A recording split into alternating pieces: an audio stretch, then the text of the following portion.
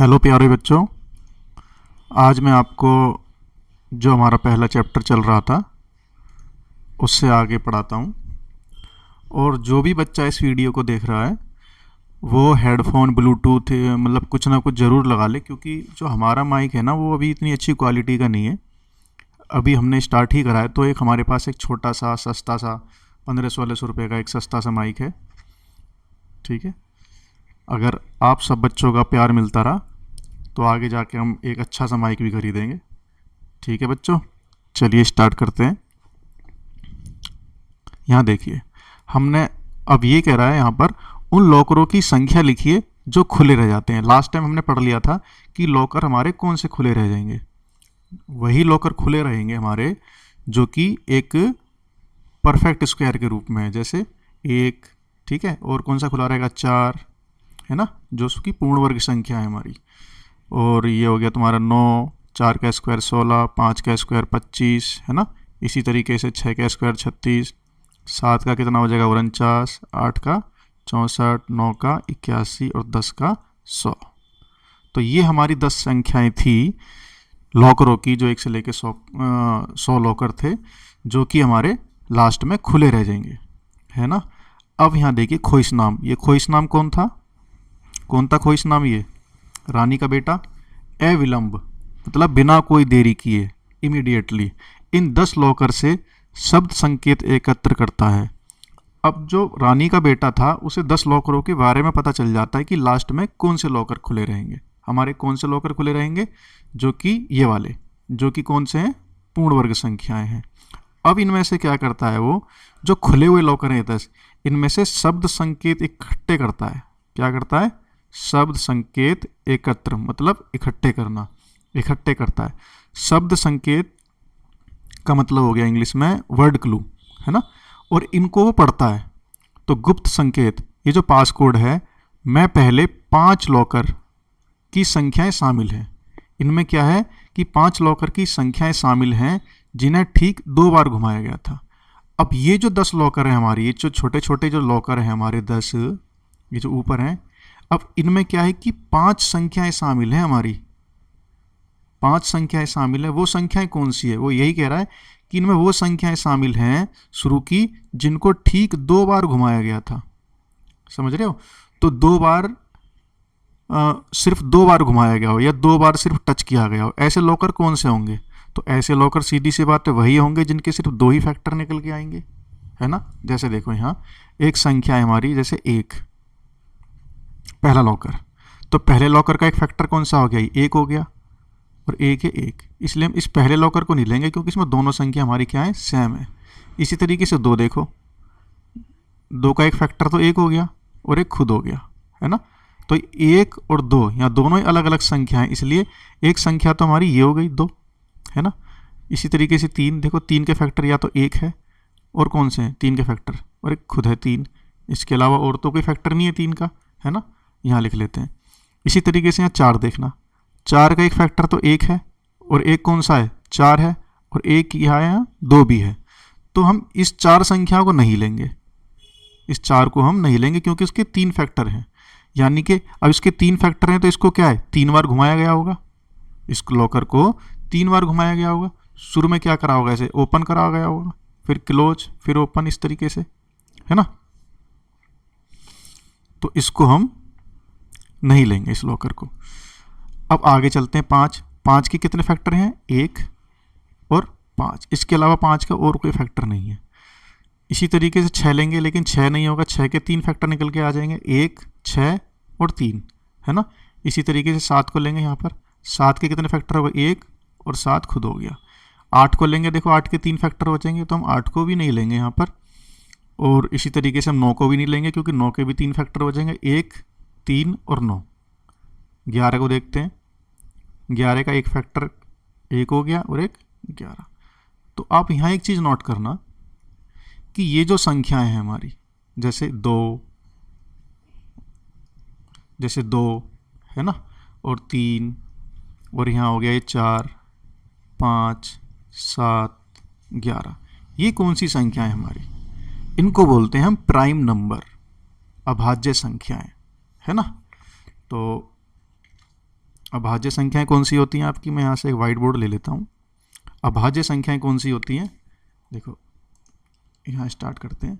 अभाज्य संख्या, अभाज्य संख्या होती है, सबसे छोटी अभाज्य संख्या कौन सी है,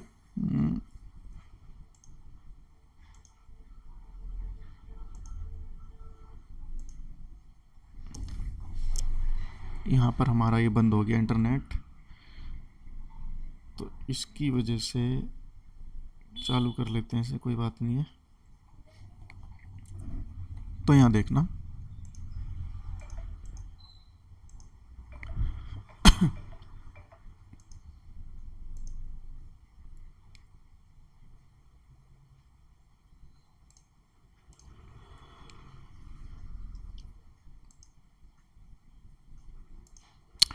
तो बच्चों सबसे छोटी अभाज्य संख्या कौन सी है हमारी, 2।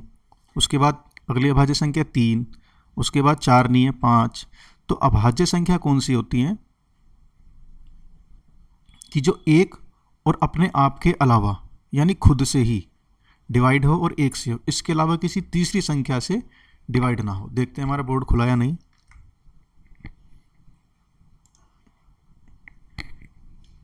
हाँ, ये बोर्ड हमारा ओपन हो गया। देखो ये सवाल मैंने लगाया हुआ है आपके लिए। देखो प्राइम नंबर बता रहा हूँ मैं आपको। प्राइम नंबर कौन से होते हैं, प्राइम नंबर होते हैं जैसे 2, सबसे छोटा प्राइम नंबर कौन सा है, 3, ठीक है। प्राइम नंबर अभाज्य संख्या,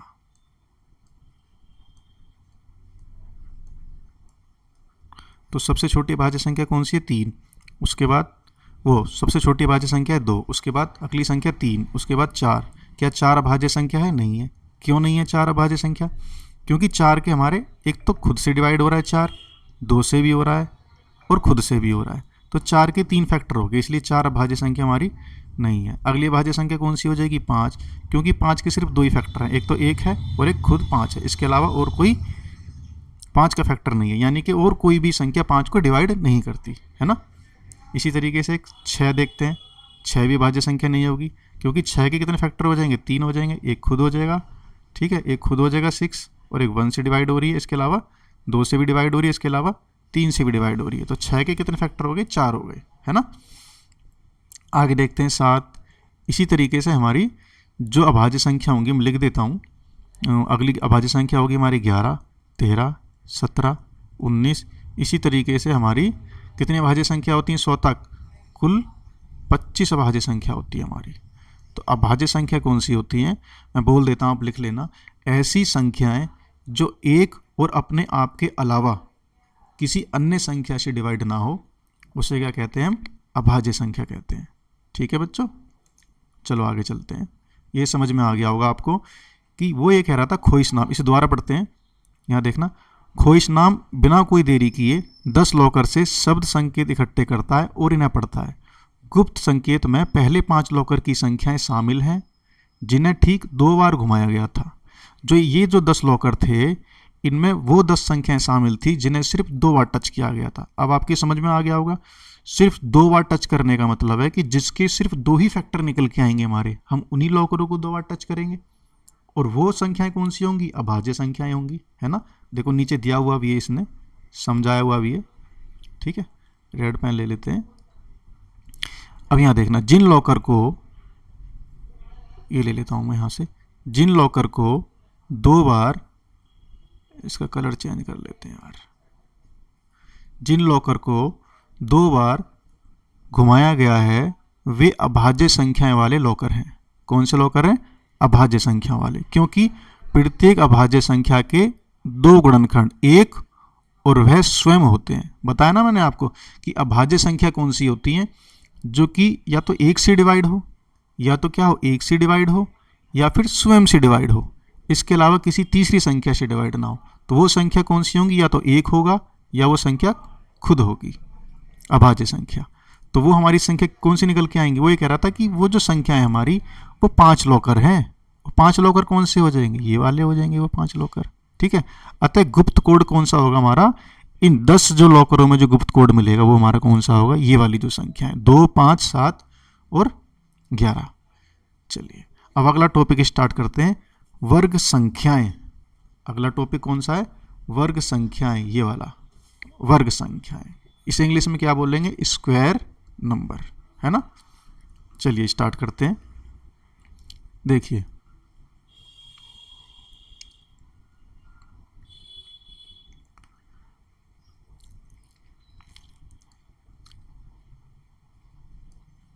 देखिए 1, 4, 9 और 16 जैसी संख्याओं को क्या कहते हैं हम, वर्ग कहते हैं। और क्यों कहा जाता है इन संख्याओं को वर्ग, क्योंकि हम जानते हैं कि एक वर्ग में इकाई वर्गों की संख्या उसकी भुजाओं के गुणनफल के समान होती है। देखो इसको मैं समझाता हूँ आपको। वो यहाँ ये कह रहा है कि एक वर्ग का क्या दे दिया है, क्षेत्रफल, में इकाई वर्गों की संख्या उसकी भुजाओं के गुणनफल के समान होती है। नीचे दी गई तालिका यानी कि टेबल विभिन्न भुजाओं वाले वर्गों के क्षेत्रफल को दर्शाती है। मैं बताता हूँ। यहाँ देखिए, ये देखना, ये एक छोटा सा वर्ग है ना। इसकी ये वाली जो साइड है, यहाँ से यहाँ तक, इसको मान लेते हैं 1 यूनिट और इसको भी 1 यूनिट। तो इसका एरिया कितना हो जाएगा, ये 1 यूनिट, ये 1 यूनिट। तो वर्ग का जो क्षेत्रफल होता है वो कितना होता है, भुजा का क्या होता है, वर्ग होता है बेटा, साइड का स्क्वायर, है ना। यदि ये हमारी 1 यूनिट है और ये भी 1 यूनिट है तो एरिया कितना हो जाएगा, 1 वर्ग यूनिट, है ना। 1 वर्ग इकाई, 1 स्क्वायर यूनिट या 1 वर्ग इकाई, यही हो जाएगा ना क्षेत्रफल। तो इसी तरीके से पेन ले लेते हैं दूसरा यहाँ से।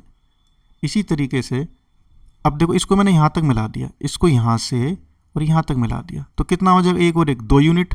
तो यहाँ 2 लिख लेते हैं, ये हो गया 2 यूनिट। और यहाँ से लेके यहाँ तक ले लेते हैं, ये कितना हो गया, 2 यूनिट।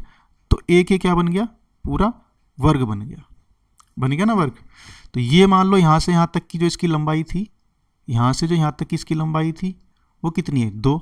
और यहाँ से यहाँ तक की जो लंबाई है इसकी वो कितनी बेटा, 2। ठीक है। तो इसका जो क्षेत्रफल होगा वो कितना होगा, 2 × 2। तो कितना आ जाएगा, ये 2 वर्ग यूनिट, है ना। इसी तरीके से यहाँ तक ले लेते हैं, मान लो बढ़ा देते हैं इसे, ये हो गया यहाँ तक 4 यूनिट और यहाँ भी ले लेंगे हम 4 यूनिट, है ना। देखो यहाँ से यहाँ तक 1 2 3 4, तो यहाँ से यहाँ तक की जो लंबाई मान ली हमने पूरी, वो कितनी हमारी, 4 यूनिट। और यहाँ से यहाँ तक की जो लंबाई होगी वो कितनी होगी, 4 यूनिट, है ना। तो इसका जो क्षेत्रफल हो जाएगा वो कितना हो जाएगा, 4 × 4 बराबर 16 यूनिट। इसी तरीके से जो पूरे वर्ग का जो क्षेत्रफल होगा, ये पूरा वर्ग है हमारा, इसकी जो साइड है, इसकी जो भुजा है 5 यूनिट है। तो 5 की जो मल्टीप्लाई हम 5 में करेंगे तो कितना निकल के आएगा, 25 वर्ग इकाई। ठीक है। और एक चीज़ ध्यान रखना, जो क्षेत्रफल निकल के आता है हमारा वो स्क्वायर में निकल के आता है, वर्ग में निकल के आता है हमेशा। अगर कहीं पर किसी भी वर्ग की लंबाई 1 यूनिट है तो उसका जो क्षेत्रफल निकल के आएगा 1 वर्ग यूनिट।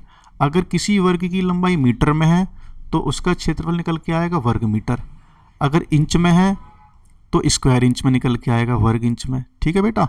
तो जो क्षेत्रफल जो निकल के आता है हमारा वो स्क्वायर में निकल के आता है, और जो घन निकल के आता है, मतलब घन नहीं, जो वॉल्यूम निकल के आता है वो हमारे किस में होता है, घन सेंटीमीटर में। क्षेत्रफल हमेशा वर्ग सेंटीमीटर में होगा और वॉल्यूम या आयतन जो होगा हमेशा वो घन सेंटीमीटर में होगा बेटा। ठीक है। तो चलो आगे स्टार्ट करते हैं। तो वही चीज़ दी हुई है यहाँ पर कि भुजा की लंबाई, ठीक है, वही चीज़ दी हुई है यहाँ पर, भुजा की लंबाई, ठीक है, इकाई में दी हुई है, और यहाँ क्षेत्रफल दिया हुआ है, ये वर्ग इकाई में दिया हुआ है। तो क्षेत्रफल हमेशा किस में होगा, स्क्वायर में। अगर लंबाई इकाई में तो वर्ग लग जाएगा आगे, अगर लंबाई मीटर में तो वर्ग के बाद मीटर लग जाएगा। ठीक है। तो वर्ग मीटर बोलेंगे। इसी तरीके से यहाँ देखना कि किसी भुजा की लंबाई, ये मैं समझा चुका हूँ यहाँ पर, किसी भुजा की लंबाई 1 यूनिट है तो एरिया कितना होगा उसका, 1 वर्ग यूनिट। अगर भुजा की लंबाई 2 यूनिट है तो एरिया कितना होगा, 4 वर्ग यूनिट। 3 है तो इतना, और 4 है तो इतना, और 5 है तो बेटा 5 × 5 25 वर्ग इकाई। 10 है तो 10 की मल्टीप्लाई 10 में कर देंगे, 100 वर्ग इकाई। ठीक है। चलो आगे चलते हैं। अब यहाँ क्या कह रहा है ये, हम वर्गों के लिए निम्नलिखित संकेत, ठीक है, प्रदर्ती, इसको बोलते हैं इंग्लिश में नोटेशन। यहां मैं लिख देता हूं, इसको क्या बोलते हैं इंग्लिश में, नोटेशन।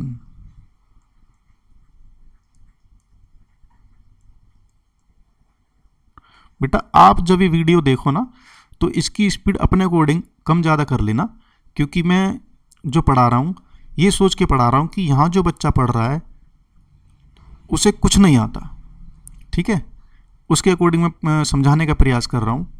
तो अगर आप मान लो ज़्यादा होशियार हो तो इसकी वीडियो आप बढ़ा के देख सकते हो। तो चलिए यहाँ देखिए, हम वर्गों के लिए निम्नलिखित संकेत पद्धति का उपयोग करते हैं।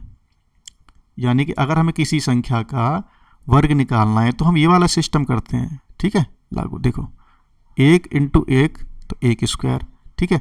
इसी तरीके से 2 की गुणा 2 में करेंगे तो 2 स्क्वायर लिख सकते हैं इसे हम, और इसको हम हल करेंगे तो 4 आएगा। 3 गुणा 3 को हम क्या लिख सकते हैं, 3 की पावर 2, है ना, 3 की घात 2, ठीक है बेटा। चलो मैं ये भी बता देता हूँ यहाँ, अगर इसी तरीके से कोई संख्या लिखी हुई है हमारी 3 और उसके ऊपर हमारे 2 टंगा हुआ है तो इसको बोलते हैं हम, क्या बोलते हैं बेटा, घात, है ना, या इंग्लिश में बोलते हैं इसे हम पावर। और जो नीचे होता है ना उसको बोलते हैं हम आधार, इंग्लिश में बोलेंगे इसे हम बेस, ठीक है बेटा। तो यही कह रहा है कि अगर हम किसी संख्या के वर्गों को हम किस तरीके से लिखते हैं, इस तरीके से लिख सकते हैं। जैसे देखो अगर हम लिखना 10 इंटू 10 तो मैं इसे क्या लिखूंगा, 10 की पावर 2, क्योंकि 10 कितनी बार है, यहाँ 2 बार है। तो जितनी बार जो संख्या गुणा होती है उसको क्या लिखते हैं, उसके ऊपर टांग देते हैं ऐसे। जैसे 5 इंटू 5 है तो मैं क्या लिखूंगा, इन दोनों में से एक संख्या उठा लूंगा, यहाँ ले लूंगा 5, और जितनी बार ये संख्या लिखी हुई है 2 उसको लिख दूंगा इसके सर पे, ठीक है। अब इसको हम ओपन करेंगे 10 की पावर 2 को तो 100 आ जाएगा यहाँ, और 5 की पावर 2 को तो यहाँ कितना आ जाएगा, 25 आ जाएगा, ठीक है बेटा। इसी तरीके से सारी संख्या हमारी लिखी हुई है, यही समझाया गया है इसमें। और वो डॉट डॉट दे दिया उसने आगे, कह रहे हैं आगे लिख के बताओ, तो आप आगे लिख दोगे इसी तरीके से, है ना। अगली संख्या कौन सी होगी यहाँ पर, तो 6 इंटू 6, इसे क्या लिखेंगे, 5 का स्क्वायर, और वो सॉरी 6 का स्क्वायर, कितना आ जाएगा 36, और 7 इंटू 7 इसको लिखेंगे तो कितना आ जाएगा यहाँ पर, 7 की पावर 2 और 49, तो 8 इंटू 8 इसे क्या लिखेंगे, 8 की पावर 2 तो कितना आ जाएगा यहाँ पर 64, ठीक है बेटा। आगे चलते हैं, यहाँ देखिए सामान्यतः, यहाँ क्या कह रहा है, सामान्यतः किसी भी संख्या n के लिए हम n इंटू n स्क्वायर लिखते हैं, जिसे n का वर्ग पढ़ा जाता है। जो ऊपर वाली बात है, जो ऊपर ये जो हमने अभी पढ़ा है, इसी चीज़ को बता रहा है कि कोई भी संख्या है, उसने क्या करा, किसी भी संख्या को n लिख दिया, कि कोई भी संख्या है या कोई भी नंबर है, नंबर को हम n से डिनोट कर रहे हैं। कोई संख्या n है, n की जगह हम कोई भी संख्या रख सकते हैं, ठीक है। तो n इंटू n है, इसको हम कैसे लिखेंगे, n स्क्वायर लिखेंगे, है ना। और जब इसको हम पढ़ेंगे तो क्या पढ़ेंगे हम, n का वर्ग। इस संख्या को हम क्या पढ़ेंगे, n का वर्ग। बस वो यही बता रहा है जो हम ऊपर पढ़ चुके हैं कि भाई कोई भी संख्या है, कितनी बड़ी संख्या है, जैसे 99 इंटू 99, ठीक है, इसको हम क्या लिखेंगे, 99 का स्क्वायर, इससे क्या बोलेंगे हम, 99 का वर्ग। आगे चलते हैं बेटा, यहां देखना,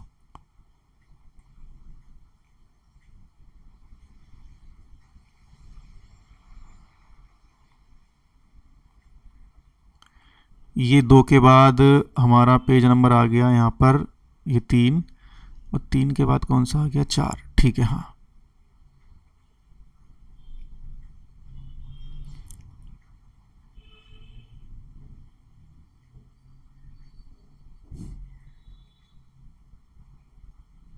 ये लग रहा है बेटा कुछ गायब हो गया, नहीं गायब नहीं हुआ, ठीक है। यहाँ देखिए, इसे पढ़ते हैं हम, यहाँ से मैं लाइटर वाला पेन ले लेता हूँ। सामान्यतः किसी भी संख्या n के लिए हम क्या लिखते हैं, n इंटू n और n स्क्वायर लिखते हैं, और इसे n का वर्ग पढ़ा जाता है। ये हमने पढ़ लिया यहाँ। तो आगे पूछ रहा है, क्या हम 3/5 और 2/5 इकाई भुजा वाला एक वर्ग बना सकते हैं। अब इसने क्या दे दिया, ये फ्रैक्शन में दे दिया, है ना, या हम कह सकते हैं इसे P बाई Q के रूप में दे दिया, बट्टे में दे दिया, है ना, ऑब्लिक करके दे दिया। और यहाँ इसने क्या दे दिया, 2.5 इकाई, ये पॉइंट में दे दिया। तो इससे कन्फ्यूज नहीं होना है। जैसे हम यहाँ एक वर्ग बना सकते हैं, तो ये पूछ रहा है क्या इस माप का, इस मेजरमेंट का कोई वर्ग बना सकते हैं? बिल्कुल बना सकते हैं भाई, क्यों नहीं बना सकते, है ना। तो यहाँ देखना, ये क्या है, एक वर्ग है, मान लेते हैं। इसकी भुजा क्या है, 3/5 है, और इसकी भुजा कौन सी है, 3/5।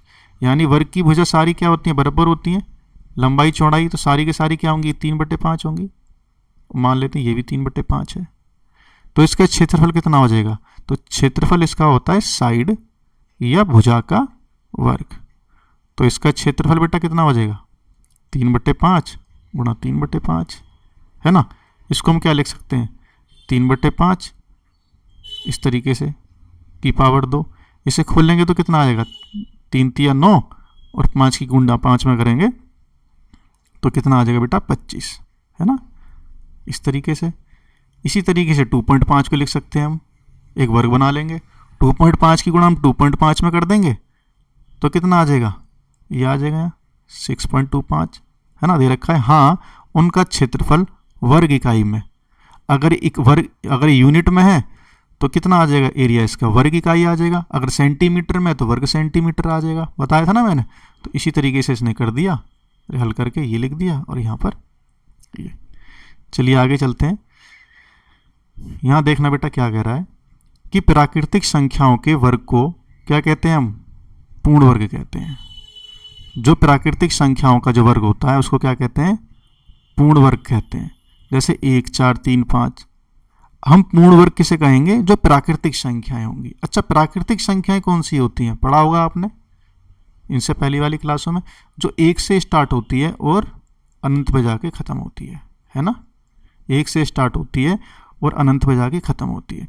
यानी कि प्राकृतिक संख्याओं में हम 0 को नहीं लेते और माइनस की संख्या नहीं लेते, ठीक है बेटा। और जो प्राकृतिक संख्याओं का जो वर्ग होगा, जैसे 1 का वर्ग कितना है 1, 2 का वर्ग 4, 3 का वर्ग 9, 4 का वर्ग 16, 5 का वर्ग 25, इसी तरीके से आगे चलते रहेंगे। तो इनको हम क्या कहेंगे, इन संख्याओं को हम बोलेंगे, यहाँ पेन चेंज कर लेते हैं, इन संख्याओं को हम बोलेंगे बेटा पूर्ण वर्ग संख्याएं। क्या बोलेंगे, पूर्ण वर्ग संख्याएं। अब आगे चलते हैं। अब यहाँ देखना, ये कह रहा है कि पूर्ण वर्गों के प्रतिरूप और उनके गुण। क्या कह रहा है बेटा, यहाँ पूर्ण वर्गों के प्रतिरूप, प्रतिरूप बोलते हैं पैटर्न, और उनके गुण। अब यहाँ देखो, 30 प्राकृतिक संख्याओं के वर्ग ज्ञात कीजिए और उन्हें निम्न तालिका में अंकित कीजिए। अब यहाँ क्या करना है, हमें 30 प्राकृतिक संख्याओं के वर्ग लिखने और उनको ज्ञात करने, ठीक है, उनको लिखना है मतलब तालिका में, लेकिन ये तुम्हें याद भी होने चाहिए, ठीक है बेटा। 1 से लेकर 30 तक सभी बच्चों को वर्ग याद होने चाहिए। ऐसे नहीं चाहिए हम तो निकालना जानते हैं निकाल लेंगे, नहीं, याद होने चाहिए। तो जैसे 1 का वर्ग 4, 4 का वर्ग 16, वो 1 का वर्ग 1, 4 का वर्ग 16, 5 का वर्ग 25, 6 का वर्ग 36, 7 का क्या हो जाएगा 49, 8 का 64, 9 का 81, 10 का 100, 12 का 144, 13 का 169, है ना। 14 का कितना हो जाएगा बेटा 196, 15 का कितना हो जाएगा 225, 16 का कितना हो जाएगा 256, है ना। 17 का कितना हो जाएगा 289, 18 का कितना हो जाएगा 324, 19 का 361, 20 का 400, 22 का कितना हो जाएगा 484, और इसी तरीके से 23 का निकालेंगे। यहाँ 23 का कितना हो जाएगा बेटा 529, और 24 का निकालेंगे। यहाँ 24 का हो जाएगा 576, ये याद होनी चाहिए 30 तक। 25 का कितना हो जाएगा 625, 26 का कितना हो जाएगा 676, 27 का कितना हो जाएगा 729, और 28 का कितना हो जाएगा 784, 29 का 841, और 30 का कितना हो जाएगा बेटा 900। ठीक है, ये हमें याद होने चाहिए सारे 30 तक। आगे चलते हैं, यहाँ देखना, ये कह रहा है कि आपने उपयुक्त तालिका में किन प्रतिरूपों का अवलोकन किया। प्रतिरूप का मतलब होता है पैटर्न। तो इसमें क्या है, ऊपर कुछ ना कुछ एक पैटर्न बनना है। तो वही कह रहा है कि आपने किसका अवलोकन किया है। अपने अवलोकन को अपने सहपाठियों के साथ साझा कीजिए। सहपाठी मतलब जो साथ में पढ़ने वाले हैं तुम्हारे, उनके साथ साझा कीजिए और अनुमान लगाइए। ठीक है, अनुमान को क्या बोलते हैं इंग्लिश में, कंजेक्चर। अनुमान लगाइए। उपयुक्त तालिका में दिए गए वर्गों का अध्ययन कीजिए। जो ऊपर जो टेबल दी हुई है, उपयुक्त तालिका में दिए गए वर्गों का अध्ययन कीजिए और इन वर्ग संख्याओं के इकाई के अंक क्या हैं उनका में अध्ययन करना है, ऊपर जो दिया गया है, और उनमें हमें देखना है इकाई का अंक क्या है। तो यहाँ देखना, आप एक चीज़ नोट करोगे कि इकाई का अंक क्या है, यहाँ पर 1, यहाँ पर 4। इकाई का अंक होता है जो, जैसे देखो ये संख्या लिखी हुई है 5, 6, 9, 4, तो इसमें इकाई का अंक कौन सा होगा, 4, क्योंकि राइट हैंड साइड से स्टार्ट करते हैं हम। दहाई का अंक कौन सा होगा, 9, सैकड़ा का कौन सा होगा, 6, और हज़ार का कौन सा होगा, 5। तो इस संख्या को हम क्या पढ़ेंगे, 5694। जो लास्ट की जो संख्या होती है उसे ही हम क्या बोलते हैं बेटा, इकाई का अंक। ठीक है, किसी भी संख्या का जो अंतिम अंक होता है वहीं से तो हम स्टार्ट करते हैं, और वही क्या होगा, इकाई का अंक। तो वही कह रहा है यहाँ पर कि आप जब देखोगे ऊपर वाली संख्याओं को, तो इनके जो इकाई के अंक होंगे ना, तो ये सभी संख्याएं या तो 0, 1, 4, 5 या 9 पर ही समाप्त होंगी। इनमें से कोई भी संख्या 2, 3, 7, 8 पर समाप्त नहीं होगी। ठीक है, तो देखो मैं यहाँ बताता हूँ, ये कह रहा है यहाँ पर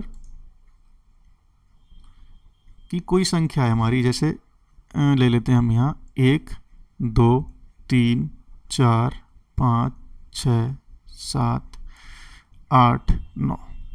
मैं इसको स्क्वायर करूँगा तो कितना आएगा, 1 आएगा। 2 का स्क्वायर करूँगा 2 दूनी 4 आएगा। 3 का करूँगा तो 3 तिया 9 आएगा। 4 का स्क्वायर करेंगे तो 4 चौक 16 आएगा। और 5 का स्क्वायर करेंगे तो 5 पंजे 25। 6 का स्क्वायर करेंगे 6 छिंग 36। और 7 का स्क्वायर करेंगे तो 7 7 49।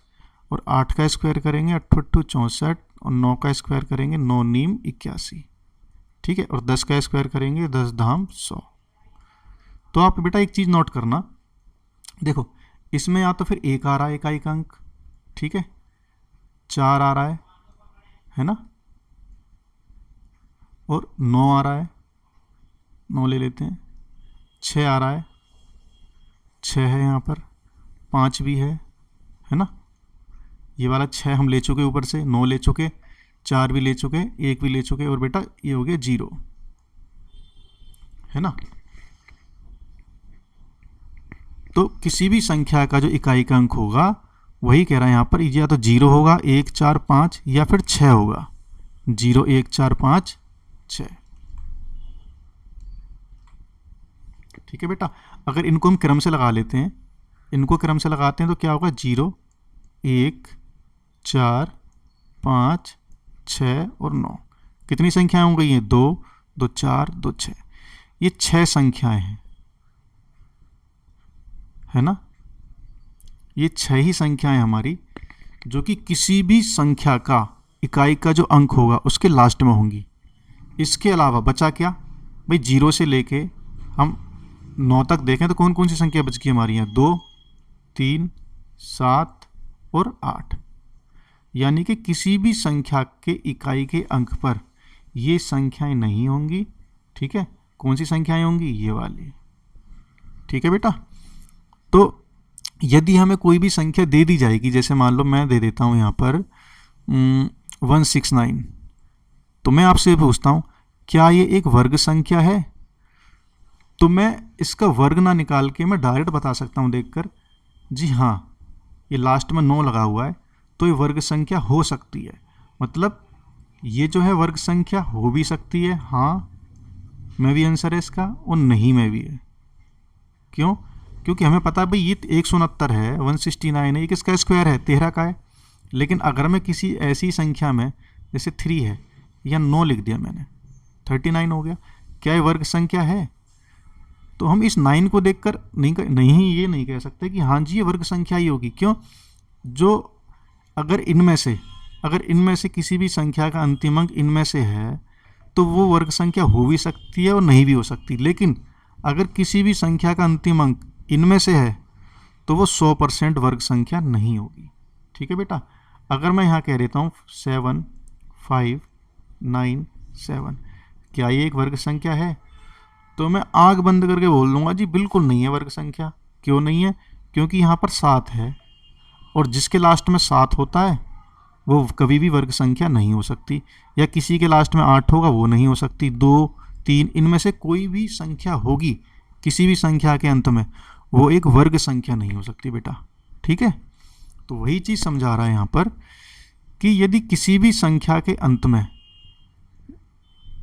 ये संख्याएं मिलेंगी हमारी यदि वो वर्ग संख्याएं हो और इनमें से कोई भी संख्या 2 3 या 8 पर समाप्त नहीं होती, जो संख्या हमारी स्क्वायर में होंगी।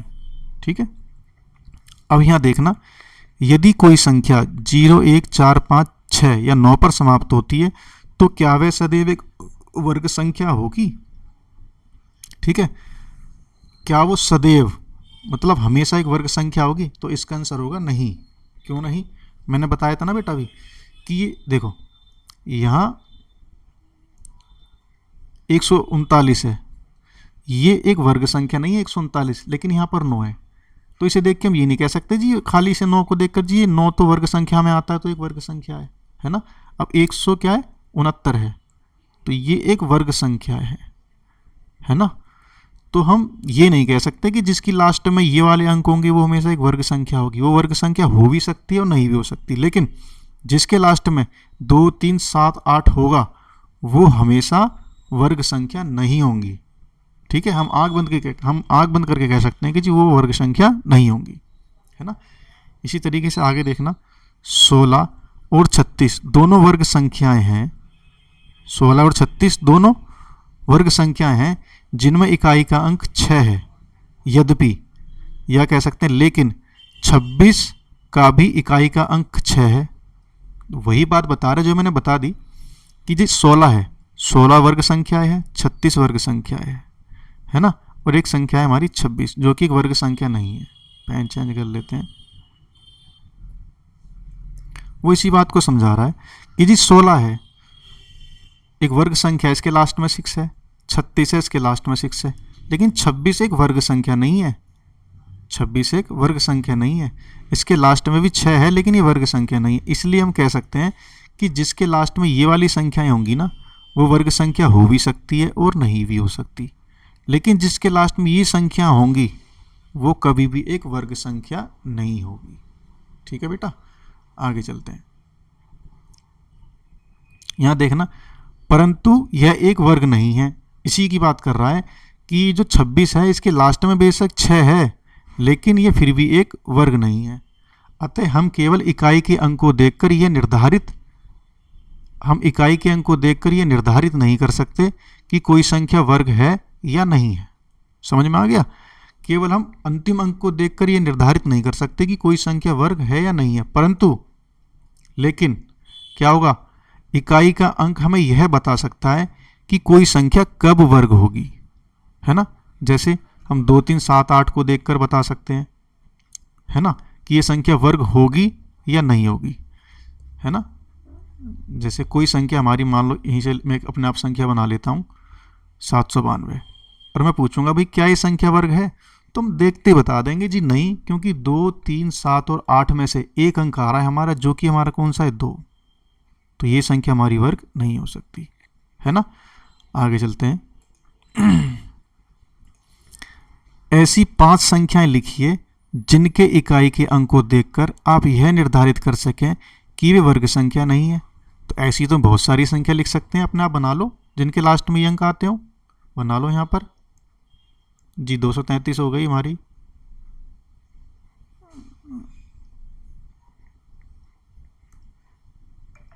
233 हो गई,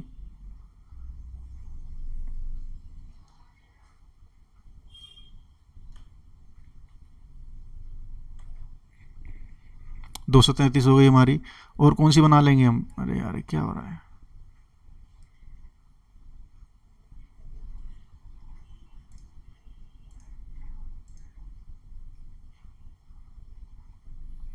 इसी तरीके से बहुत सारी संख्या बना लेंगे, जैसे 233 हो गई, है ना, और 755 कर लेते हैं, 788 हो गई, ठीक है। और क्या बना लेंगे हम, 722 हो गई, और कौन सी बना सकते हैं हम, 587 होगी। बहुत सारी संख्या बना सकते हो, आप खुद से ही बना सकते हो, ठीक है। इसमें कोई बहुत बड़े तीर नहीं मारने। आगे देखना बेटा, यहाँ पढ़ते हैं इसे हम, ये वाला हो गया हमारा, है ना। अब यहाँ से पढ़ते हैं, वर्ग 1 का स्क्वायर, 2 का स्क्वायर, 11 का स्क्वायर, 19 का स्क्वायर, 21 का स्क्वायर और 29 का, ठीक है। इन संख्याओं का इकाई अंक कितना है बेटा, 1 है। अब आप ऐसे अगले 2 वर्ग लिखिए, ध्यान दीजिए, यदि किसी संख्या का इकाई का अंक 1 और 9 है तो उसके वर्ग का इकाई का अंक 1 होता है। मैं समझाता हूं आपको क्या कह रहा है, कि यदि किसी भी संख्या का इकाई का अंक 1 होगा और 9 होगा, ठीक है, कोई भी संख्या है, जैसे हम 11 ले लेते हैं, इसका इकाई का अंक कितना है, 11, और इसको हम स्क्वायर करेंगे, कितना आ जाएगा बेटा, 121। जैसे एक ये ले लेते हैं 9, 19 का स्क्वायर करेंगे, कितना हो जाएगा, 361, है ना। तो यही कह रहा है कि यदि किसी संख्या का इकाई का अंक, जैसे यहाँ पर कितना है, 1, और यहाँ पर कितना है, 9, यदि ये होता है तो जो उन संख्याओं का जो वर्ग बेटा निकल के आएगा ना, उनका अंतिम अंक या इकाई का अंक भी कितना होगा, 1 ही होगा, ठीक है बेटा। यही कह रहा है इस बात को, और कह रहा है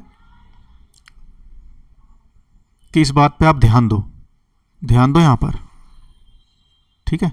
इनका आप इकाई का अंक निकालोगे, इनका स्क्वायर निकालने के बाद में, तो उनका जो इकाई का अंक होगा इनका 1 ही होगा, ठीक है। आगे चलते हैं। इसी तरीके से वो यहाँ एक बात कह रहा है कि जो संख्या 6 पर समाप्त होती है, जैसे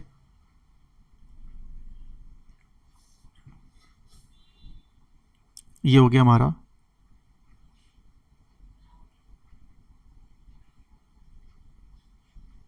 ये कह रहा है 6 पर समाप्त होने वाली वर्ग संख्या पर विचार कीजिए।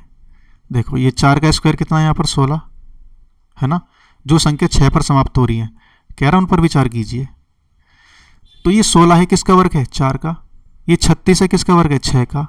ये 196 किसका वर्ग है, 14 का। तो यहाँ देखो सब में इकाई के अंक, इसमें, इसमें और इसमें, सभी में इकाई का अंक कितना है, 6 है ना। और यहाँ देखो ये, इसमें इकाई का अंक कितना है, 6, इसमें भी 6 और इसमें भी 6। तो आप एक चीज़ देखना कि यदि हम जो संख्या है हमारी 4 पर समाप्त हो रही है या 6 पर समाप्त हो रही है, उनका वर्ग निकालते हैं, तो उनका इकाई का अंक कितना है हमारा, 6 ही निकल के आ रहा है ना, 6 ही निकल के आ रहा है। कोई भी संख्या ले लो, ठीक है। मैं ये ले लेता हूँ यहाँ पर 74। यदि मैं इसका वर्ग निकालूंगा तो उसका इकाई का अंक जो आएगा निकल के, वो लास्ट में 6 ही आएगा। 86 ले लेता हूँ, इसका मैं वर्ग निकालूंगा तो लास्ट में जो निकल के आएगा बेटा हमारा 6 ही आएगा। हम ऐसे ही पता लगा सकते हैं भाई, लास्ट को ले लो, लास्ट की संख्या ले लो 4, इसका स्क्वायर कर दो, 4 चौक 16, ठीक है। 6 ले लो, 6 छिंग 36, 36 में 6 आए निकल के। इस तरीके से भी हम पता लगा सकते हैं। तो वही चीज़ कह रहा है, निम्नलिखित में से कौन सी संख्याओं में इकाई का अंक 6 है। अब जो ऊपर ये जो हमने पढ़ा है, इसके आधार पर ही बताना है आपको समझ के, कि जो नीचे संख्या दी गई हैं उनमें से बताना है कि किन संख्याओं का इकाई का अंक 6 होगा। तो यहाँ देखो 38, हम ऐसे भी समझ सकते हैं, जैसे देखो यहाँ 38 दे रखा है, 38 का स्क्वायर, तो हम 8 का स्क्वायर कर देंगे, 8 8 64, तो यहाँ तो 6 होगा नहीं। यहाँ देखो 4 चौक 16, तो भाई यहाँ होगा। 6 छिंग 36 यहाँ होगा, 6 छिंग 36 यहाँ होगा, 4 चौक 16 यहाँ होगा, 2 दूनी 4, यहाँ इकाई का अंक कितना हो जाएगा, 4 हो जाएगा, तो ये नहीं होगा, ठीक है। ऐसे भी पता लगा सकते हैं। अगर आपको ध्यान रखना है तो ये ध्यान रखो कि जिन संख्या का इकाई का अंक 4 या 6 है, उसका यदि हम स्क्वायर निकालते हैं तो उसका इकाई का अंक 6 ही रहेगा, ठीक है बेटा। आज की क्लास बस यहीं ख़त्म करते हैं, इससे आगे कल पढ़ेंगे, नहीं तो क्लास लंबी हो जाएगी।